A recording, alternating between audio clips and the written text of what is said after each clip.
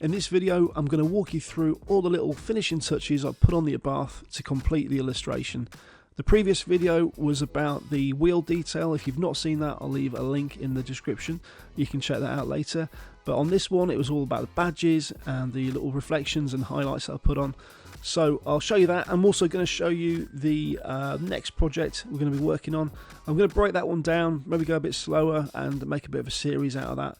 But yeah, we're going to finish off the Abarth. It's been a great, fun little project, even though the photograph I took wasn't great. It's come out really well. So here we go.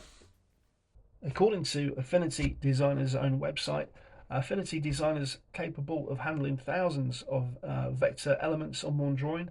I'm not quite at thousands yet, but I am getting there. The more drawings I do, the more complex they seem to get. But at the minute, the badge is looking pretty good. I did this from a photograph, and I'll just show you all the little elements that make up this group.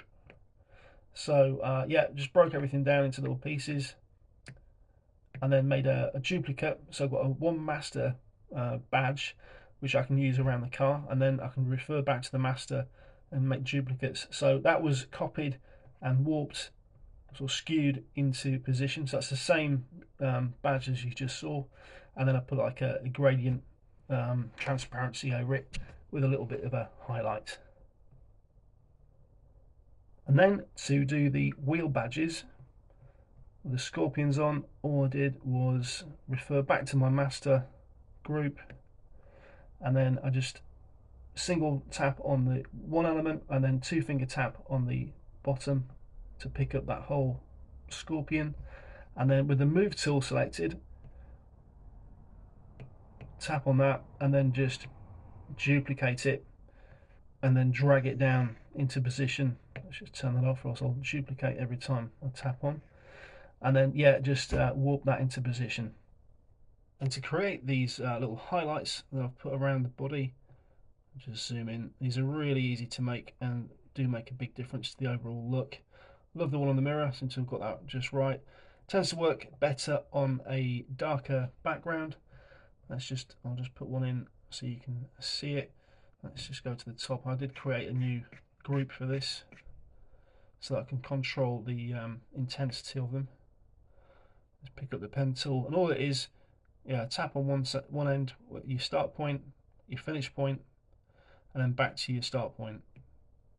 And then let's just put that on the edge of the roof line there, and then let's just stretch it out a little bit so you get a nice ellipse. Fill it with white, and then come down to the effects tab, tap on outer glow, turn that on, and tap on the outer glow, and then just introduce a bit of spread there, and then increase the intensity of it.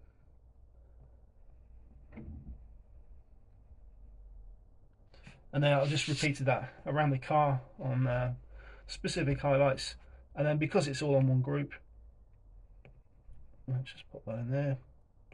I can then reduce the opacity to reduce the effect. And with the Abarth complete, we're going to move on to a new vehicle. This is the Landrover Defender, British icon. Not the sort of vehicle I'd normally go for, but I am struggling with one particular area on all vehicles, and that's tie tread. I can't seem to get a technique that looks right. So I thought I'd choose something with a nice, thick, chunky tie tread, and hopefully I can do something with that. So let's just turn off these sections. We're going to start with the windows. I'll just turn all this off so you can have a look at what's underneath. I thought the light was really good on this. There's loads of reflection on these arches and on the side panels.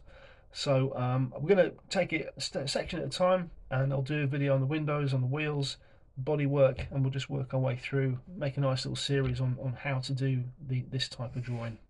I've gone ahead and started to group up for the parts. Here's the windows at the beginning, so I'll just turn those back on so you can see. Obviously the windows aren't black, but I start the background, which will be it's like the shadow that sits behind, or the frame itself, and then we'll start layering those, and it'll become more apparent to how this is going to work. But you know, all in good time. We'll get to this in another video, and we'll go through this step by step. And I like to group these up and label them early on so that you can find things when there's a lot of elements on the screen. Even with the node tool selected, you can't always pick them up, so it's useful to be able to find them in the stack with the text. And for anyone wondering what the do not turn off is, it's the reg number. I just for the sake of privacy of the owner, because I didn't have permission, this is parked in the street, so I always cover up the reg numbers when I do this. So that covers about everything for this video. If you've watched this far, thank you very much. And if you've found this useful, or if you think you might find the next videos useful, please give me a like, and maybe even consider subscribing to the channel. My name is Dan, and this is Petrol Vectors.